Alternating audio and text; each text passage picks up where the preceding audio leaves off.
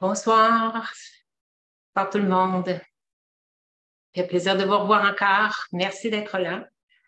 Alors aujourd'hui, on a comme titre pour ce soir, comme thème, c'est les 10 commandements pour maintenir la paix de l'esprit. On sait que maintenir l'esprit en paix, c'est quelque chose que je pourrais dire que tout le monde recherche. Parce que quand notre esprit n'est pas paisible, on ne peut pas sentir du bonheur dans notre cœur. Parce qu'il y a des perturbations, il y a des soucis.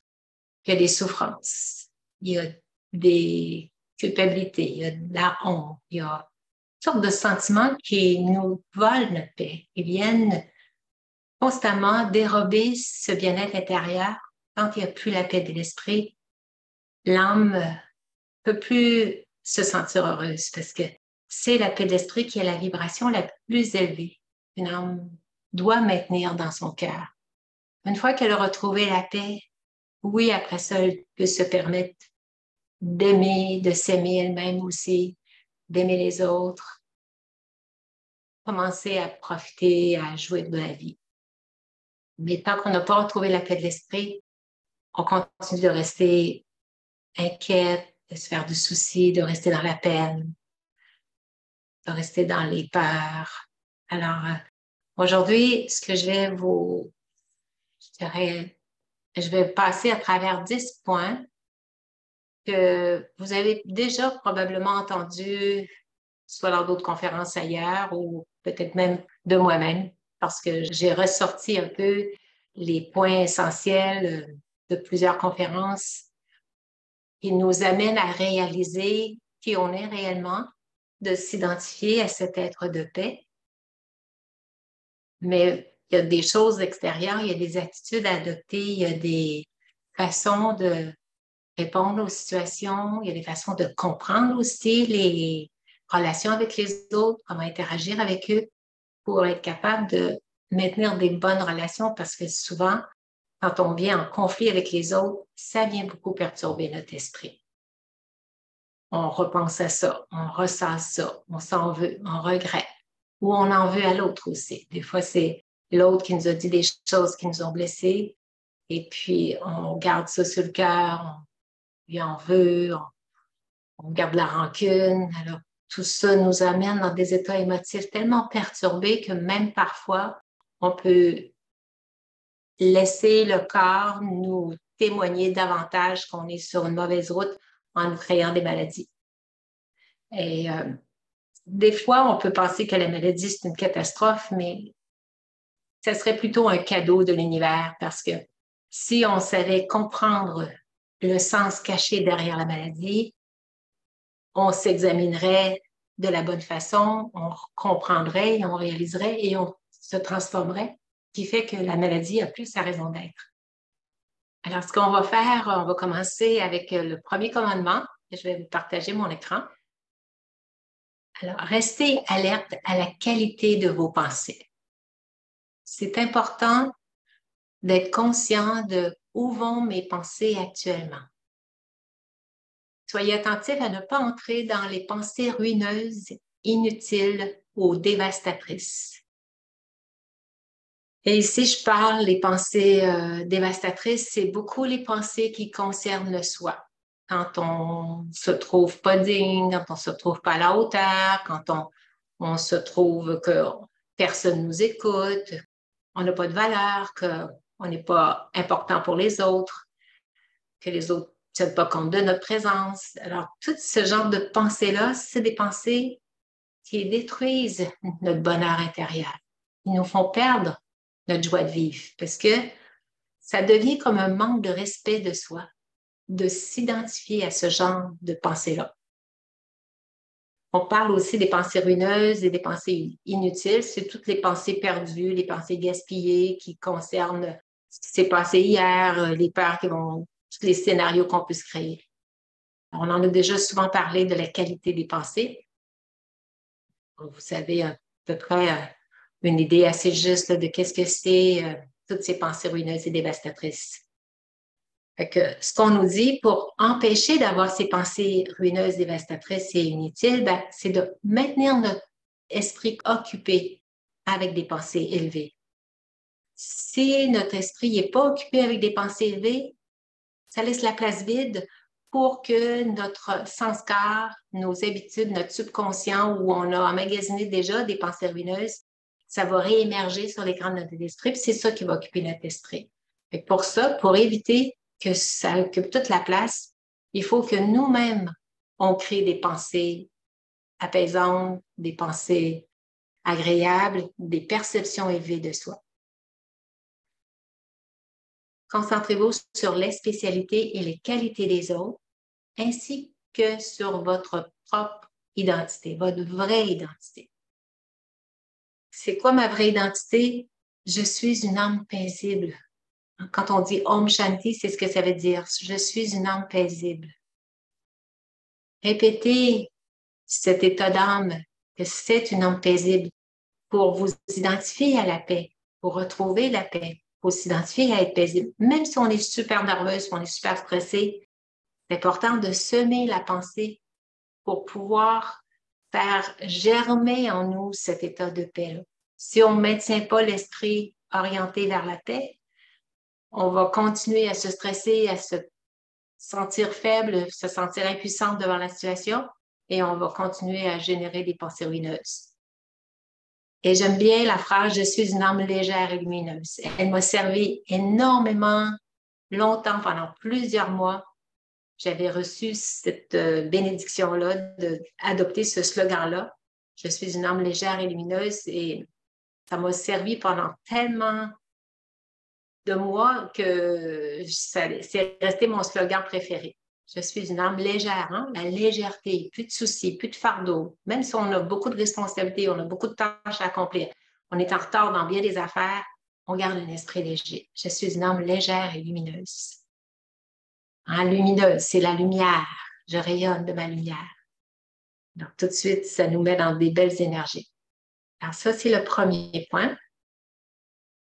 N'hésitez pas à intervenir pendant la conférence si jamais vous voulez poser des questions ou amener votre expérience, vous êtes les bienvenus. Le deuxième qui est bien important, cessez de regretter les erreurs du passé.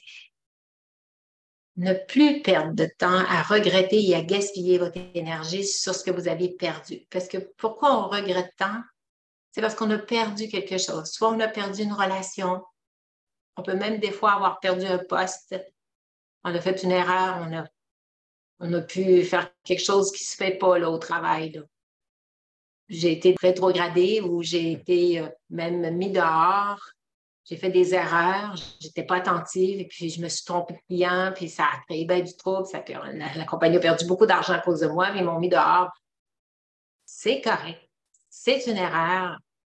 C'est l'ego qui fait qu'on refuse d'accepter notre erreur, mais aussi, on peut beaucoup regretter d'avoir perdu aussi quelque chose. Hein. Ça peut être des relations, ça peut être de l'argent, ça peut être un poste, ça peut être le prestige, ça peut être notre réputation. Ça peut être notre santé aussi. Hein. Des fois, on a perdu notre santé par rapport à quelque chose. On a eu un accident ou on a fait une erreur, on a oublié quelque chose d'important. On a peut-être perdu beaucoup d'argent avec un mauvais investissement. Bon, ben, c'est correct. C'est du passé. Des jours, des semaines, des mois et même des années sont perdus dans ce débat mental futile. C'est de la perte de temps carrément et c'est de la perte de bonheur et de la perte d'énergie et c'est du temps gaspillé. Prenez plutôt ce temps-là à restructurer votre estime de soi, restructurer votre bonheur, réinstaller l'harmonie dans vos relations au lieu de rester dans votre petit coin à pleurer puis à regretter, puis à vous culpabiliser puis à avoir honte. Ça ne changera pas le passé. On peut se rebâtir dans le ici et maintenant. La faiblesse, ce n'est pas le fait d'avoir échoué, mais bien de n'avoir jamais essayé. Hein, c'est comme quelqu'un qui part une entreprise puis il s'est fait faillite. S'il n'avait jamais parti son entreprise, il n'aurait jamais fait faillite, mais ce n'est pas le fait d'échouer qui est grave. C'est si j'ai jamais essayé de me partir une entreprise, ben, je vais toujours le regretter toute ma vie jusqu'à la fin de mes jours. Hein, j'aurais dû. j'ai pas fait ça. Ou si j'ai toujours peur de partir en voyage, j'ai jamais osé, puis après ça, je vais le regretter tout le temps jusqu'à la fin de mes jours. Alors, c'est plutôt de ne jamais avoir essayé qu'on va plutôt avoir vraiment l'occasion de regretter. Alors, les erreurs, si on a fait des erreurs, ben, retirez la leçon de cette erreur-là. C'est ça qui fait de vous des âmes expérimentées. C'est comme quand on apprend à conduire une voiture. Si c'est une voiture manuelle, que la voiture étouffe tout le temps, ben, même si vous échouez, ce n'est pas grave. À force d'essayer, vous allez devenir expérimenté. À un moment donné, vous allez devenir habile. Alors, même si on ne réussit pas quelque chose au début, plus on essaie, plus on devient expérimenté, plus on devient expert.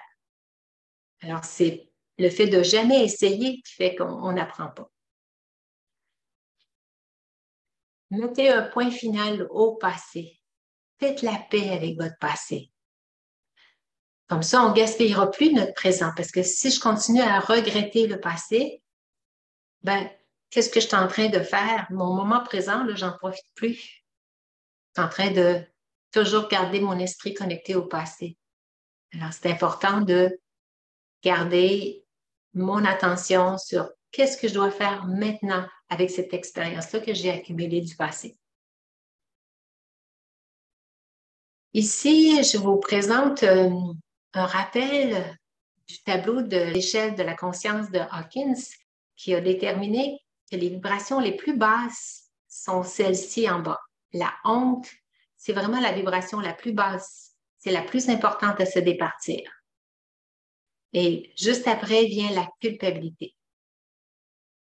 Parce que quand on est dans la honte, si on a honte de soi, honte d'avoir fait quelque chose, puis on regrette tellement, bien, ça devient comme si on se développait de la haine envers soi-même. On devient vraiment dans un état misérable. On perçoit la vie de façon misérable. On n'a plus le goût de vivre. On perd le goût de vivre quand on reste dans la honte. Essayez de vous libérer de tout sentiment de basse vibration comme ça. Et la culpabilité, on est tellement facile à rentrer dans la culpabilité. On entend tellement de gens, je regrette tellement, je me sens coupable d'avoir dit ça. La personne a s'est fâchée, puis j'ai vraiment fait une erreur. C'est correct. Vous avez appris de votre leçon. Il y a toujours moyen de demander pardon. Alors, arrêtez de vous détruire. Hein? C'est un état de destruction. C'est de la malveillance envers le soi que de garder de la culpabilité. En l'apathie, c'est les gens qui ont plus d'espoir, ceux qui sont dans la dépression, dans le désespoir, ils se sentent impuissants. Alors, c'est quelque chose aussi qui est très, très néfaste. Hein? Il y a juste 5 de bonheur dans ça. Là. Il y a presque plus de bonheur. La honte, il y a juste 1 là.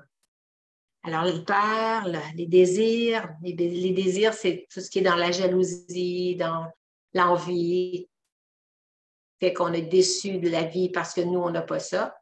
Et aussi, bien sûr, la colère, toute cette honte-là, cette vengeance-là, cette haine-là qu'on a envers les autres, ou une fois même, on peut être fâché envers le soi. Tout ça, ça nous maintient dans des vibrations tellement basses que c'est difficile de retrouver notre paix de l'esprit. Alors, c'est pour ça que ça nous prend le courage de sortir de ce champ vibratoire-là très bas pour pouvoir entrer dans la dimension positive, dans la dimension beaucoup plus élevée. Et voyez ici la paix. La paix est celle qui a la vibration la plus élevée. C'est pour ça que c'est important de maintenir la paix de l'esprit. Et elle vibre à 600, alors que les autres, c'était des taux vibratoires tellement bas. Alors que c'est la paix qui va amener la sérénité, votre état émotif qui va être à l'intérieur, on va être serein. Et voyez-vous, le niveau de bonheur, quand on est dans l'état de paix, il est à 100%. Quand on est esprit en paix, parce que notre perception de la vie, elle est parfaite. On contribue à l'humanité à ce moment-là. On remercie de tout ce que la vie nous apporte. C'est pour ça que l'état de paix est le sentiment intérieur à essayer de maintenir dans notre cœur. Et on voit ici l'illumination. Ben là, ici, on parle d'une conscience pure. C'est l'état comme le Christ, Bouddha, c'est vraiment l'état très élevé. Fait que l'âme qui atteint ce niveau d'élévation-là, elle passe par cet état de paix, là, paix de l'esprit. Avant, c'est la joie, l'amour. tout ça, bien, ça vous prend le pas de courage. Dès que vous vous sentez dans des vibrations basses, allez chercher votre courage intérieur. Tout le monde a une capacité de courage pour se sortir de cette impasse de la négativité pour entrer à nouveau dans la positivité, dans la perception plus élevée de soi. Alors, on revient à notre troisième, oublier et pardonner. Parce que si vous continuez à rester dans des énergies très basses, avec des sentiments d'animosité dans votre cœur, envers la personne qui vous a blessé, vous gardez vos vibrations très basses à cause de ce sentiment de haine. On a vu que la haine, ça peut être associé avec de la colère aussi à ce moment-là. Fait que ça nous maintient dans une vibration très basse. Fait que vous êtes mieux de vous départir de ces mauvais sentiments-là qu'on a envers les autres. Pourquoi gâcher votre bien-être intérieur avec des sentiments de rancune, de reproche, d'accusation envers les autres en les mettant responsables de votre malheur? C'est à cause de lui que je me sens comme ça. Si vous entrez dans ce genre d'interprétation-là, de situation, que c'est à cause des autres que vous vous sentez comme ça parce qu'il vous a dit ça, puis il vous a parlé de telle façon, bien, c'est vous-même qui avez une blessure intérieure et cette personne-là a seulement fait raviver une situation semblable de votre enfance où vous étiez dans cet état d'âme-là. Je suis le seul responsable de ce que je ressens à l'intérieur de moi. C'est pas à cause des autres. Les autres sont juste les instruments qui sont venus raviver une blessure. On va en parler ici. Cette personne a été placée sur mon chemin pour raviver cette perception-là que j'ai de moi-même qui m'empêche d'être tellement paisible et heureux. Là, je vais arrêter le partage juste pour vous donner un aperçu d'une situation pour voir que c'est pas à cause de l'autre personne que je me sens mal à l'intérieur. C'est parce que ça vient réveiller en moi quelque chose. Alors, je vais vous raconter une histoire que j'ai lue récemment. Et c'est deux amis qui sont à la terrasse d'un café, en train de relaxer, ils s'amusent, ils ont du plaisir ensemble. Et il y a un vieil ami d'école, vieille connaissance plutôt, d'école, que quand il était très jeune, qui arrive et puis qui, lui, est dans un état très négatif et qui garde rancune depuis sa tendre enfance puis qui fait vraiment pas bien. Et puis quand il vous aperçoit, les deux amis, copains, des deux collègues avec qui il était à l'école quand il était plus jeune, puis qui les accuse de l'avoir volé quand il était enfant. Il y en a un, on va l'appeler Jacques. Jacques, lui, complètement détaché de ça. Il dit, ben voyons donc, pas voler, là. Pourquoi tu dis ça, là? De quoi tu viens chercher là? Et par contre, Paul, lui, complètement insulté, part en colère, vraiment dérangé parce que l'autre l'accuse de l'avoir volé quand il était enfant. Et reste complètement perturbé de ça. Et après ça, la troisième personne s'en va. Et puis lui, il reste complètement perturbé alors que Jacques, pas du tout, lui, ça il a passé 10 pieds vers sa tête. Pourquoi Paul a-t-il été si blessé par la même situation, la même accusation? Parce que pour Jacques, ça venait résonner à rien pour lui. Mais pour Paul, quand il était petit, il s'était fait accuser à l'école par le directeur. Il y avait un enfant qui s'était plaint. Il s'était fait accuser d'avoir volé. Et puis, ça avait été rapporté au directeur. Le directeur avait rencontré les parents. Les parents avaient puni l'enfant. Et lui, il avait resté même avec le doute. Et peut-être que oui, le doute sur lui, s'il avait vraiment posé le geste, parce que tellement tout le monde avait l'air à l'avoir été témoin de ça, puis il s'est mis à douter de lui.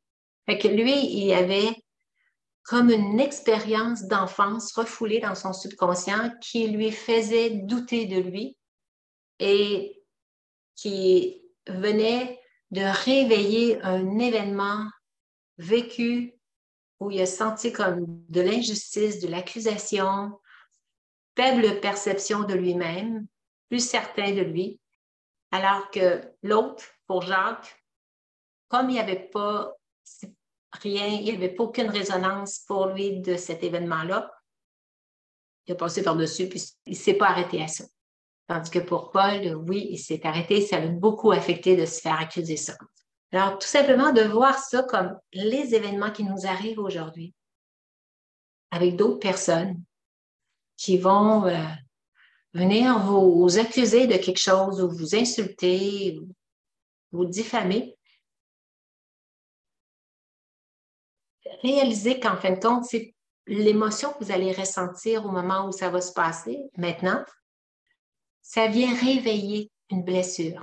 Que ce soit une blessure de rejet, de trahison, d'abandon, d'humiliation ou d'injustice, hein, on sait les 5 blessures de l'âme, que ça, c'est en fait des choses qui font partie de notre perception de ce qu'on a vécu pendant qu'on était plus jeune enfant, que ce soit avec les professeurs, que ce soit avec des amis, que ce soit avec les parents ou nos frères et sœurs aussi.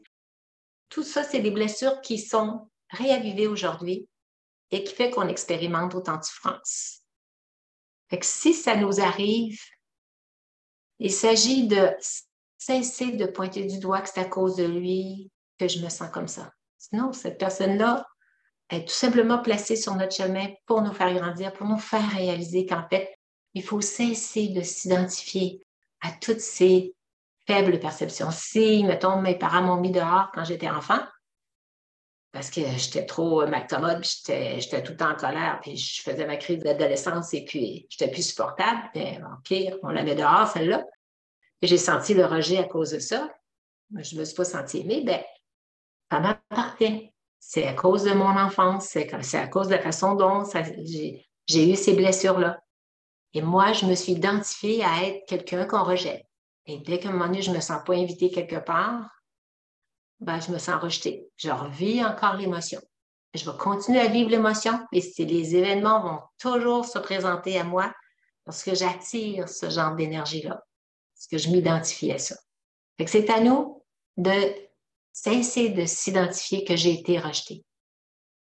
C'est les événements de la vie qui ont fait ça et moi, j'ai pris ça comme un rejet. Oui, dans les faits, on peut dire que j'ai été mis dehors, on peut qualifier ça de rejet, mais c'est fini, c'est le passé. Je mets fin à ce genre de perception de soi, de ne plus m'identifier à ces blessures du passé. Je guéris mon âme en m'identifiant que je suis un être de paix, un être d'amour. Je remplace cette identité-là d'être rejetée, d'être abandonnée, d'avoir été abandonnée.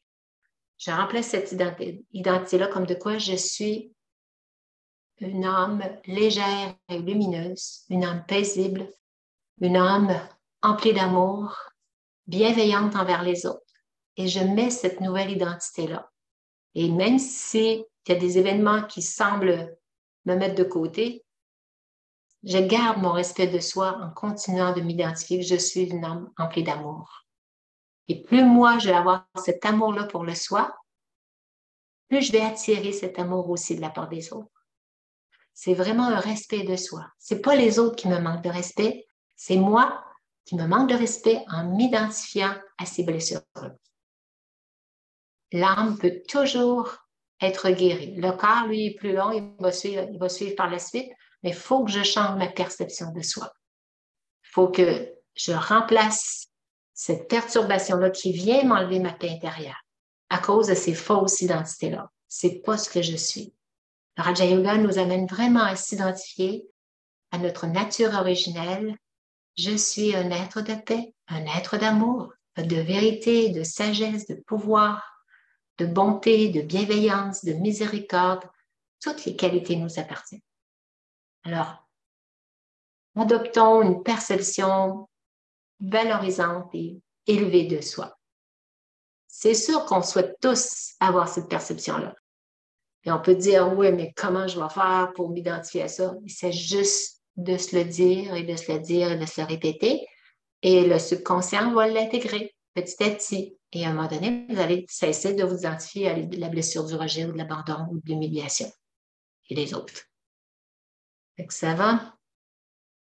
Alors, on poursuit avec le partage d'écran pour le point suivant qui est « Mêlez-vous de vos affaires ». Hein? On nous dit qu'il y a de très bons enfants qui interfèrent dans les affaires des autres. En bonne intention parfois, en tant que parents souvent. Hein? Parfois, nous sommes convaincus que la façon dont les autres agissent, c'est pas la bonne façon. On ne devrait pas se comporter comme ça, on ne devrait pas dire ça, on ne devrait pas faire ça. Parce que notre logique à nous est meilleure. On a l'expérience de vie, on est des parents, ou on est plus âgés que les autres, on a plus d'expérience de vie, alors on veut les orienter vers la bonne direction. C'est vers notre point de vue. Les autres peuvent bien faire ce qu'ils veulent. On n'est pas dans leur cœur, on n'est pas dans leur corps. On n'est pas rendu, ils n'ont pas vécu telle expérience. Des fois, il faut qu'ils fassent leurs erreurs aux autres aussi pour comprendre. Alors, chacun est responsable pour lui-même. Une fois qu'ils sont rendus adultes, je ne parle pas quand c'est des enfants. Quand on est des adultes, très souvent, on continue de se mêler des affaires des autres. Tu ne devrais pas faire ça, tu devrais être comme ça. T'as-tu demandé ton avis? Non? Ben, on n'a pas besoin de le donner. On n'a pas besoin de donner notre opinion. Chacun est responsable pour lui-même et je n'ai pas le droit d'interférer dans leur façon de se comporter. C'est à moi de me détacher de toute situation qui concerne les autres, à moins qu'on vienne directement me demander mon opinion. Si on me le demande, qu'on me consulte, c'est beau, on peut écouter, voir la situation, puis, tu vois, moi, dans ta situation, j'aurais été portée à faire ça. C'est pas dire, tu devrais faire ça, puis tu vas faire ça, puis si tu fais pas ça, tu vas voir ma petite fille, bon, ben là, à ce moment-là, c'est prendre le contrôle sur l'autre. On nous demande notre opinion, on va se détacher. C'est à moi de me détacher de toute situation qui concerne les autres. Puis je donne mon opinion, mais je n'impose pas mon opinion. Je n'impose pas mon idée. Je les laisse quand même décider pour eux-mêmes. Il faut qu'ils soient responsables d'eux. Ils peuvent avoir un argument contraire, ils vont apporter leur argument. C'est important de les écouter, mais après, c'est à moi d'être assez confiante dans leur jugement pour qu'ils puissent trouver ce qui est bon pour eux. Si je prenais plus de temps à mieux gérer mon monde intérieur et mes états émotifs, je n'aurais pas besoin d'essayer de gérer les autres. Il y en a beaucoup qui s'occupent des affaires des autres, mais ça, pour eux autres, dans leur propre vie, là, ils ne sont pas très avec l'esprit paisible. Alors, on est mieux de s'occuper de notre propre esprit, garder notre monde en paix, notre monde intérieur en paix, puis moins interférer dans les affaires des autres. Parce que des fois, les affaires des autres peuvent beaucoup nous préoccuper, surtout en tant que parents. Les parents, souvent, vont beaucoup se soucier de ce qui arrive à leurs enfants à cause de l'attachement. On veut leur bonheur, puis on s'aperçoit qu'ils font des erreurs, qu'on essaie de prendre le contrôle de leur vie dans le but de les garder heureux. Notre attention est bonne et pure, mais ce n'est pas de nos affaires.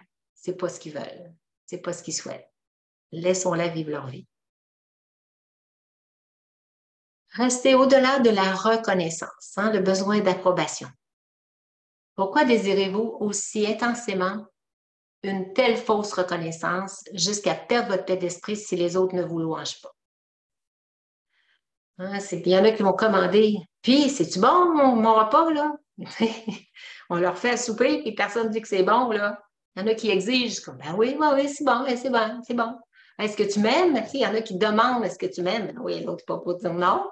Après ça, on n'est jamais satisfait de la réponse. Pourquoi on a besoin tant d'une fausse reconnaissance? Laissez donc l'avenir du fond du cœur de la part des autres. Si vous la souhaitez tant, ils ne la diront pas. On sent que la personne veut être louangée.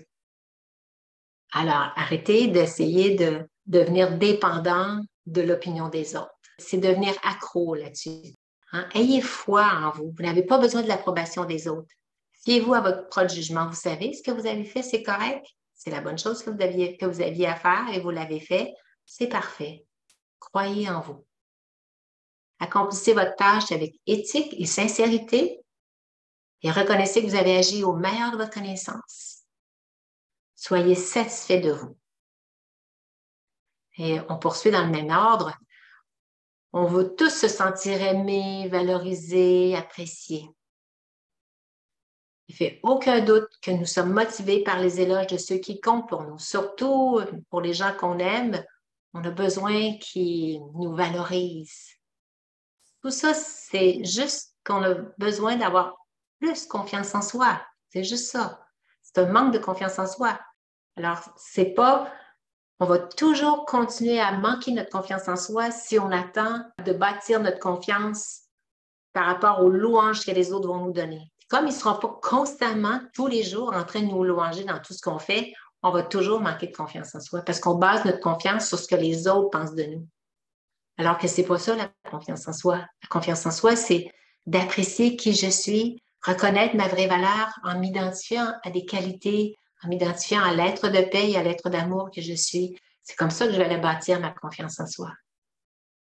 Devenez pas accro aux louanges des autres. Hein? Donnez le meilleur de vous-même, même si personne ne le remarque. Vous faites le ménage, vous faites la vaisselle, vous faites le lavage, vous faites tout dans la maison, vous vous attendez à avoir des louanges. Si vous ne le faites pas avec le cœur, ben, vous êtes mieux de ne pas le faire. Hein? Quant à le faire, faites-le pour vous-même, pour être satisfait de vous, même si les autres ne le remarquent pas. Vous allez recevoir autrement, d'une autre façon, le retour de ce que vous faites. Mais attendez-vous pas à bâtir votre confiance sur les louanges que les autres vont vous donner. Ce n'est pas la méthode. C'est pas comme ça qu'on développe la confiance en soi. C'est vraiment nous en s'identifiant à notre propre valeur, à qui on est réellement. On dit mettre fin aux besoins d'approbation des autres. Accepter les compliments sans en devenir dépendant. Parce que des fois, les autres peuvent, il y en a aussi, on peut les complimenter, puis ils sont mal à l'aise avec les louanges. Ils sont, oh non, non, non, c'est pas tant que ça, je suis pas si bonne que ça. Ils vont rejeter le compliment. Au lieu de dire, ah, merci, je suis contente, ça t'a plu. Accepter avec humilité, pas se flatter l'ego avec ça, mais pas devenir dépendant non plus des compliments. C'est juste de les accepter, de les recevoir, et c'est un respect de soi. Il y en a qui sont très mal à l'aise à recevoir des compliments aussi. Alors, c'est un autre problème. Il s'agit vraiment de rester humble, accepter les compliments et de ne pas s'attendre à recevoir constamment des louanges. Ce n'est pas la méthode pour bâtir notre confiance. Réjouissez-vous du bonheur des autres. Au lieu de tomber dans l'envie et la jalousie. Vous ne pouvez rien gagner à envier les autres pour ce qu'ils ont ou ce qu'ils font. La jalousie et l'envie ne vous mèneront nulle part et ne vous causeront que de l'agitation. Notre esprit va rester occupé à penser aussi pourquoi c'est lui, pourquoi c'est pas moi, pourquoi c'est lui qui a eu la promotion, pourquoi c'est lui qui a eu les honneurs, pourquoi c'est lui qu'on a louangé alors qu'on était deux à faire le travail, puis c'est lui qui a reçu les louanges. Moi, c'est comme si personne n'avait vu ce que j'avais fait. Tout ça, toute cette forme de jalousie-là, ça devient une faible perception de soi. C'est moi qui me manque de respect à ce moment-là. Et ce genre d'événements-là vont continuer d'arriver pour qu'on puisse réaliser en nous qu'on a développé la jalousie et l'envie. Pas pour rien que la vie nous amène à sentir un malaise quand on s'aperçoit que les autres louangent quelqu'un. L'autre a reçu quelque chose, ou il part en voyage, il a reçu une promotion, ou il a reçu un cadeau, ou il a reçu un gros lot, ou qu'importe. Il a été chanceux, c'est un bon karma qui s'est attiré. Puis que nous, on est jaloux de ça. Que les gens ont l'air à tout aimer cette personne-là. Il ne vient jamais, mais dès qu'il vient, tout le monde est autour de lui, tout le monde a l'air à l'apprécier, tout ça, alors qu'il ne fait jamais rien, il n'est jamais là. Mais la fois qu'il vient, tout le monde ils ont l'air tout pendu à lui. Ben, c'est parce qu'il dégage quelque chose qui est un amour de soi, une estime de soi qui fait qu'il attire cette belle vibration-là de la part des autres. Et moi, qui ronge mon frein à jalouser, ben, je ne dégage pas une belle énergie qui fait que les autres, spontanément, inconsciemment, ne sont pas portés à venir vers moi. Parce que justement, c'est l'énergie que je dégage. La jalousie et l'envie, c'est des basses vibrations. Étant dans les basses vibrations, ça repousse les gens. Alors, il faut rehausser ma vibration. Il faut que je remonte mon estime de soi en étant moi-même satisfait de ce que j'ai, de ce que je fais, de ce que je suis, pour pouvoir rehausser mon estime de soi, mon amour de soi, qui fait que je vais dégager quelque chose d'autre. Fait que moi aussi, je vais l'attirer par la suite. Fait que la jalousie, ça va causer beaucoup de perturbations dans notre esprit et abaisser notre vibration. Souvenez-vous que la vie de chacun est modelée sur son précédent karma qui est maintenant devenu sa destinée. Pourquoi cette personne-là a tant d'admiration de la part des autres? Bon, des fois, pas avoir fait grand-chose, puis les autres sont tous contents de ça. Mais il a fait des actions qui l'ont amené à recevoir ce beau karma-là, ce retour d'action-là, qui est maintenant devenu sa destinée. C'est le retour de ce qu'on a accompli qui fait qu'on reçoit ça. Fait que soyez content du bonheur des autres. Soyez content pour les autres. Tu as eu une promotion, je suis contente pour toi. Il y en a qu'on entend la réflexion, il n'y a pas de danger que ça m'arrive. Des fois, on entend des gens dire ça. Ben, c'est juste le fait de se voir dire ça, réaliser qu'on est jaloux. Quand on dit ça, c'est une forme de jalousie. Dès qu'on tombe dans la dépréciation de soi en voyant le bonheur des autres. Au contraire, si on s'en réjouit, on s'en attire. Accepter la critique. Wow, là, c'est un morceau un petit peu plus difficile. Parce que dès qu'on est critiqué, on est porté à estimer notre valeur en rapport à ce que les autres pensent de nous. Baser notre valeur sur ce que les autres pensent de nous. Plus grande erreur, c'est de baser notre valeur sur ce que les autres pensent de nous. Donc, comment on doit recevoir la critique? Lorsque quelqu'un vous signale une faiblesse chez vous, maintenez votre respect de soi en l'examinant avec beaucoup d'humilité et voyez si cette critique-là, si elle vous appartient. Pour rien que la personne vous ait dit quelque chose. Peut-être qu'il y avait 5% d'ego dans la façon dont vous êtes comporté. Et la personne a 90% d'ego, elle.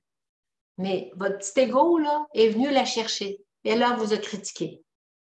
Examinez si effectivement vous tombez dans la justification, dans le jugement, ou puis ça l'a blessé l'autre personne, puis elle vous critique, puis elle vous accuse. Fait que maintenez votre respect de soi en examinant avec beaucoup d'humilité. Ça prend de l'humilité pour se regarder, prendre le temps de se regarder au lieu de réagir tout de suite. Ah, pense ça, OK. Allez voir à l'intérieur de soi si ça vous appartient. Si ça ne vous appartient pas, c'est tout simplement de la projection que l'autre personne fait sur vous. Vous ne vous reconnaissez pas dans ce que l'autre dit, mais ça ne vous appartient pas, tout simplement. C'est juste que l'autre, à travers ses blessures à elle, elle a perçu là-dedans un rejet ou un abandon ou une non-acceptation. On n'a pas voulu d'elle, alors que ce n'était pas du tout la situation. Elle vous accuse de ça. Ce n'est pas du tout dans ça que vous étiez par rapport à elle. Ça ne vous appartient pas. C'est sa blessure à elle. C'est sa blessure où elle a cette façon de percevoir le rejet partout, puis l'abandon partout, l'humiliation. Comme j'ai présenté quelqu'un, puis en la présentant, j'ai ajouté qu'elle venait de temps en temps. Et elle était tellement blessée par ça. Je disais, mon Dieu, ça, jamais que ça pouvait blesser quelqu'un. Je lui ai dit qu'elle venait de temps en temps. Alors qu'elle, il aurait fallu que je dise qu'elle venait tout le temps. C'est comme si je faisais le reproche qu'elle ne vient pas tout le temps. Elle n'est pas là souvent. Alors que, tu sais, la personne, c'est sa blessure à elle. Moi, je n'avais aucune intention de la blesser là-dessus. Je n'avais aucune accusation, je n'avais aucun jugement là-dessus. mais c'est les faiblesses des autres. On regarde, selon la critique, est-ce que ça nous appartient? Fait que de voir à travers ça que l'autre personne est en train de nous révéler comment elle se sent. Rester détaché de la critique crée automatiquement un espace où vous êtes disponible pour entendre ce que l'autre essaie de vous dire. Parce qu'il est perturbé par la situation. C'est sa perception de elle qu'elle est en train de vous accuser de l'avoir blessé. Puis vous, vous dites non, non, pas du tout, c'était pas du tout mon intention. Puis ça, puis vous justifiez, puis là, ça, non, non. Recevez la critique et entendez que l'autre essaie de vous dire quelque chose. Elle est blessée, elle est dans la peine. Et ça sort en critique en vous accusant sa peine parce qu'elle a perçu d'une façon la situation qui n'était pas du tout votre intention. C'est correct. C'est sa blessure, ça lui appartient. Mais soyez là prêts à l'entendre pour ouvrir votre cœur à la recevoir parce que cette personne-là est perturbée. Là. Et elle a besoin d'être entendue et reçue pour être sécurisée. C'est tout. Il faut juste l'entendre. Il faut juste l'écouter. Et non pas commencer à réagir avec notre ego en se justifiant. Ben non, c'est voyons, de quoi tu parles? Non, c'est vrai. T'es à côté de la traque, là, t'es un patate, là. Puis de l'accuser à nous à notre tour qu'elle a un très mauvais jugement, puis qu'elle se fait des idées pour rien, puis que nous, là, si c'est comme ça, là, j'aime autant plus te voir, là, parce que tu me perturbes à chaque fois, là. Ben, c'est pas du tout une ouverture de cœur. Fait qu'il s'agit vraiment de rester stable, confiant, même si c'est la critique qui arrive. On regarde si ça nous appartient, puis c'est tout. Puis, effectivement, des fois, si la critique nous blesse, ben, peut-être qu'effectivement, en nous, on a une mémoire cachée dans notre subconscient qui est rattachée à ça. Comme tantôt, je donnais l'exemple de la personne qui avait été accusée d'être un voleur, puis que là, l'autre qui arrive et qui lui dit encore ça aujourd'hui, lui, ça l'a blessé parce que ça vient réveiller une blessure. Alors, cela vous donne l'occasion de réaliser qu'il y a cette blessure-là qui est du passé, qui est toujours là, à vif, qu'on arrête de s'identifier à cette perception-là. C'est vraiment de nettoyer ça, de mettre fin à ce qui était enfoui dans notre subconscient pour le guérir une fois pour toutes. Ça va pour la critique? Cessez de vous poser toutes sortes de questions. Qui a mis ça là? Depuis quand c'est là? Pourquoi c'est là? Où ils ont mis ça? Tous ces genres de questions-là, c'est l'ego qui veut contrôler. Gardons l'esprit paisible. Mettez fin à toutes ces questions créées par notre propre ego. Pourquoi, comment, qui, quoi, depuis quand, où? Toutes les questions. Où, quand, comment, pourquoi, là? Cessez de vous torturer l'esprit en cherchant à comprendre pourquoi c'est ainsi. Tous ces ressassements-là qu'on se fait dans notre esprit fait juste raviver l'état émotionnel perturbé, souffrant. C'est ça qu'on veut. On veut continuer de se torturer encore mentalement à l'intérieur. Vivre sans chercher pourquoi procure une sérénité intérieure et maintient l'esprit léger et paisible, détaché de ce qui est. C'est ça qui est arrivé? OK. Pourquoi c'est arrivé? C'est ça qui devait arriver. C'est ce qui devait arriver. Ça devait se passer comme ça. Tout est fixé dans le drama. C'est ce qui devait arriver. Quels sont les pourquoi? Ça ne donne rien. Ça n'avance pas plus loin. Appréciez le moment présent. Chaque petit geste, activité, moment, etc. de la vie quotidienne est une occasion d'apprécier la vie.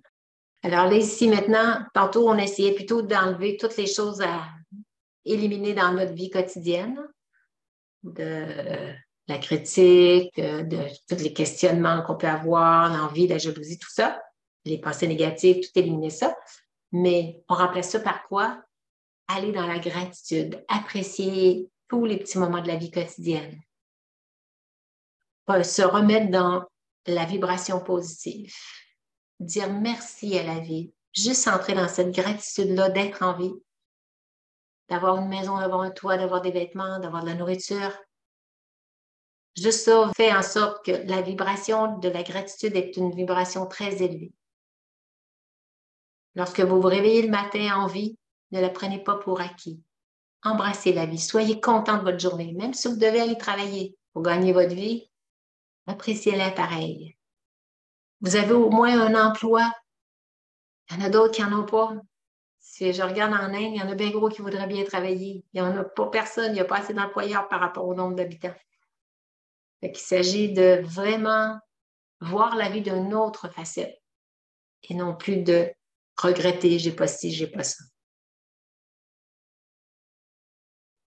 Le 10e point, pour aller chercher vraiment cette paix d'esprit, il faut s'identifier en créant des nouvelles habitudes et la méditation va nous aider beaucoup à alimenter notre esprit avec des pensées élevées.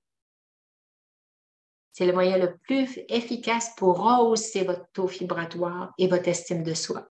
Parce que dans la méditation, on s'identifie à des perceptions élevées de soi.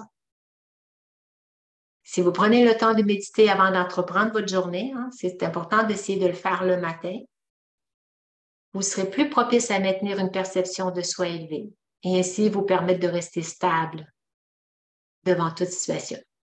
Imaginez que vous êtes à un niveau pas très élevé. Bon, ben, dès qu'il va arriver quelque chose de pas très agréable, ça va vous baisser tout de suite dans le négatif. Alors que si, au contraire, vous avez médité, vous avez haussé votre taux vibratoire, puis vous êtes dans un champ vibratoire très agréable, tout va bien, tout est beau, la vie est belle, vous êtes dans la gratitude et tout ça. Puis il arrive un petit quelque chose, ça va vous baisser un petit peu. Mais vous avez encore une bonne marge, une marge d'appréciation du reste de la journée. C'est pour ça que c'est important de hausser notre taux vibratoire avec une perception élevée de soi en commençant par la méditation du matin avant d'entreprendre nos activités. Si vous commencez à regarder vos pages Facebook, vos courriels, commencez à déjeuner, puis après ça, vous arrêtez pour méditer, vous ne prendrez plus le temps à un moment donné pour méditer. Faites-le au moment du lever. Dès que vous vous levez, votre première action, allez aux toilettes, OK? Après ça, asseyez-vous pour prendre ce petit temps-là à vous pour tout de suite hausser votre champ vibratoire. Et après ça, entrez dans l'action. Planifiez des moments de silence pour méditer. Cela amènera plus de clarté dans votre esprit et vous permettra d'atteindre un niveau d'énergie et d'enthousiasme inégalé. Vous allez sentir que vous avez de l'énergie, de la joie de vivre. Plus on a des vibrations puissantes, des vibrations bienfaisantes envers le soi, plus on devient avec un goût de la vie et on a beaucoup plus d'énergie et de l'enthousiasme à faire nos activités. Même si c'est des activités ordinaires, même si c'est faire le ménage ou tout ça, on le fait avec enthousiasme. On part avec un esprit paisible et un esprit content de réaliser des choses. On est productif à ce moment-là. La clé ultime pour maintenir la paix de l'esprit,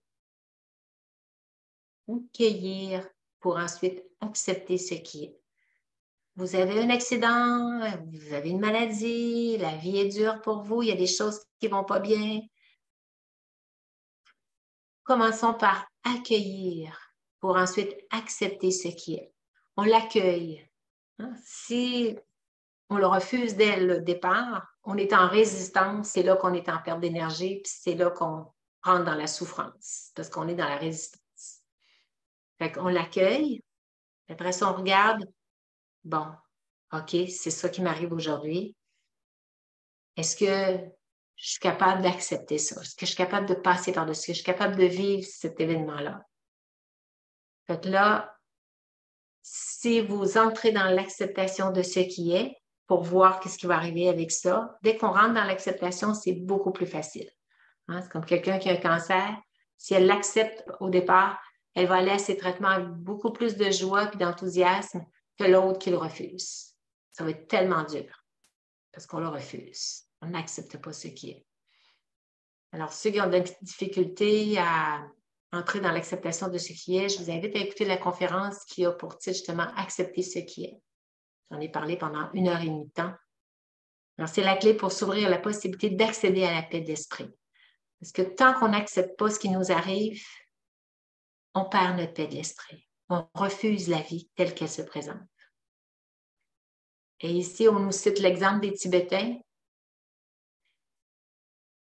Ce qui est est. Il l'accepte tel quel.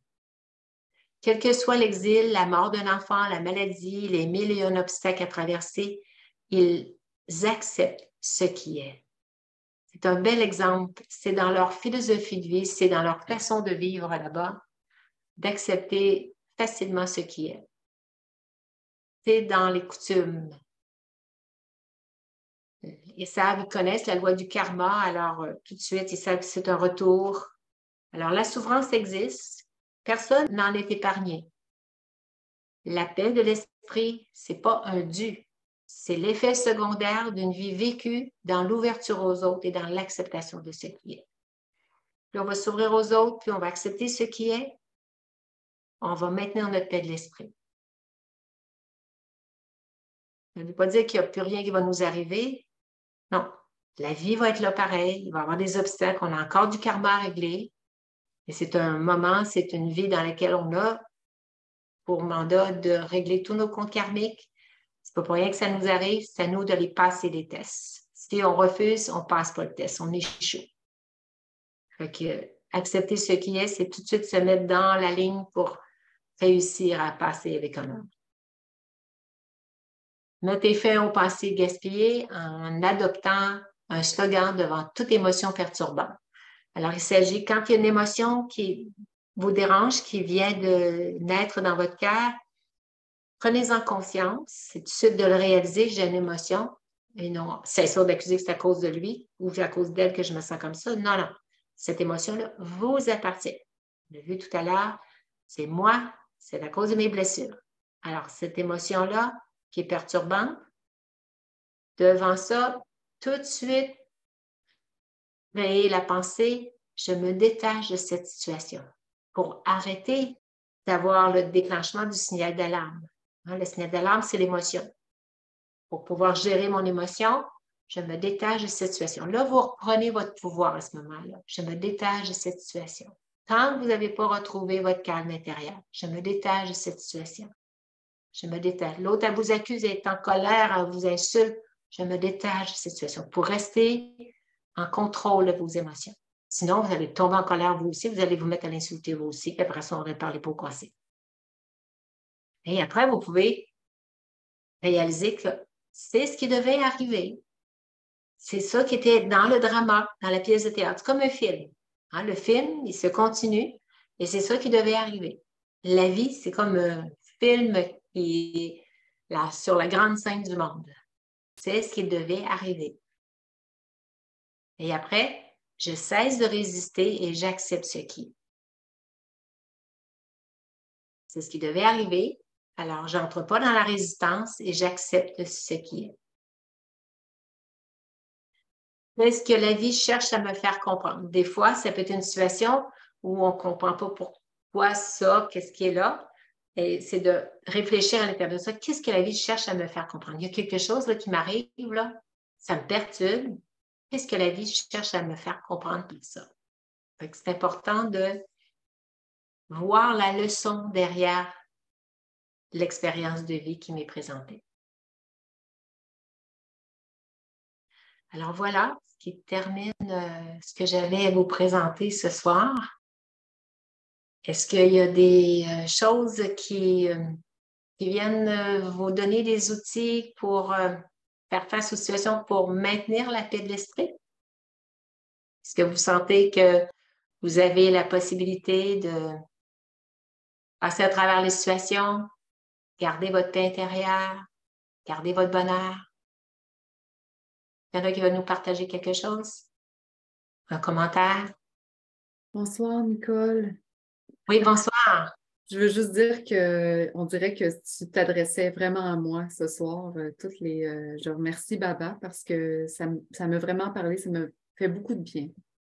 Oui? Oui, vraiment. C'est des choses que peut-être tu avais déjà entendues dans d'autres conférences. Oui, dans l'initiation aussi à la méditation qu'on a fait, mais on dirait qu'on oublie. C'est bien de se le faire répéter, puis on chemine avec tout ça, puis quand on le réécoute une deuxième fois, ça entre, mais d'une façon différente.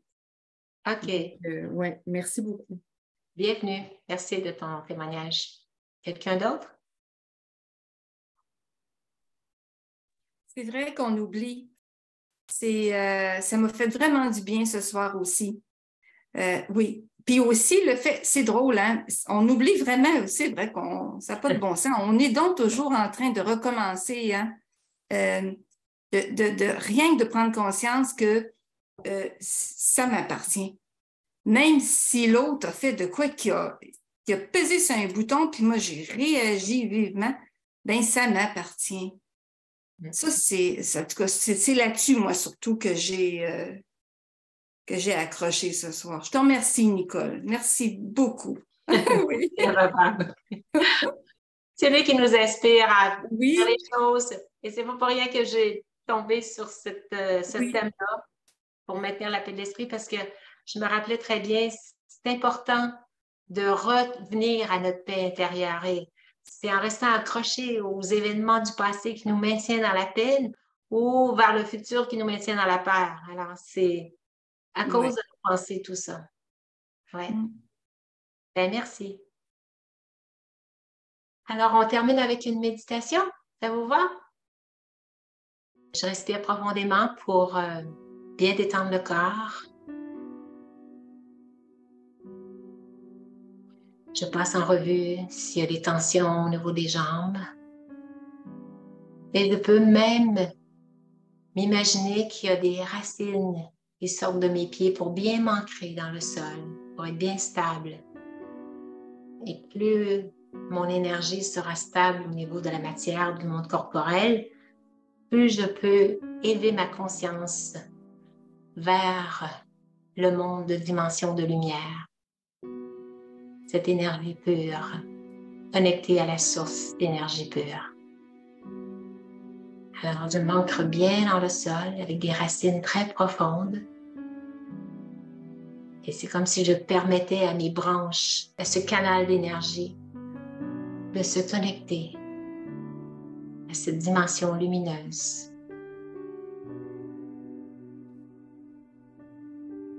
Et je choisis de rendre mon esprit léger. Je m'identifie à être un être de lumière. Je suis une énergie pure et lumineuse.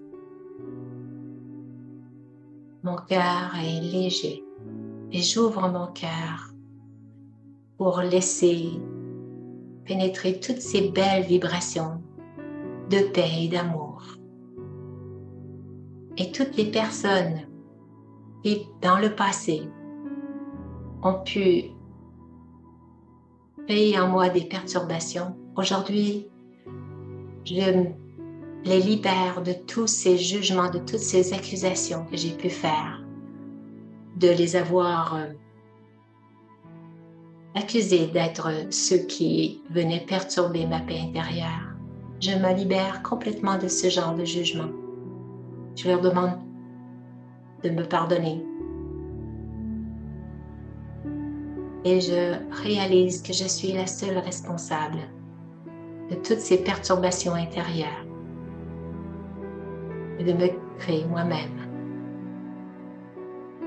Simplement maintenant, je constate que je peux tirer une leçon de toutes ces erreurs du passé.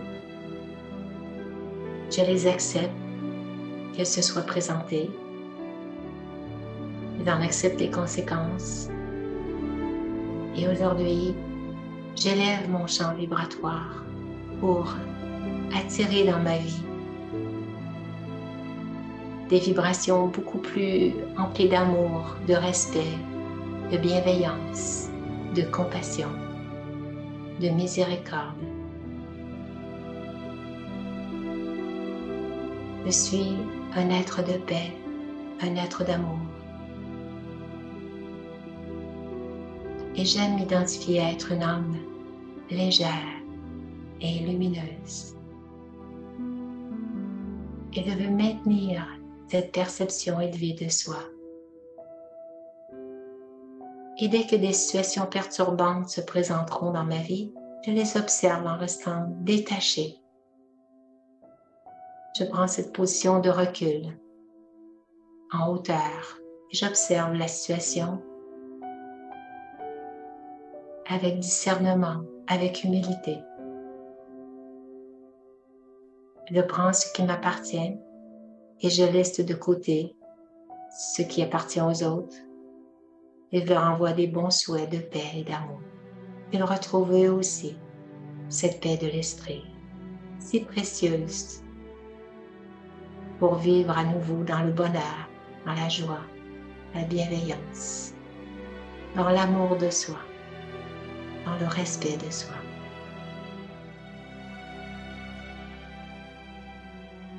Om Shanti.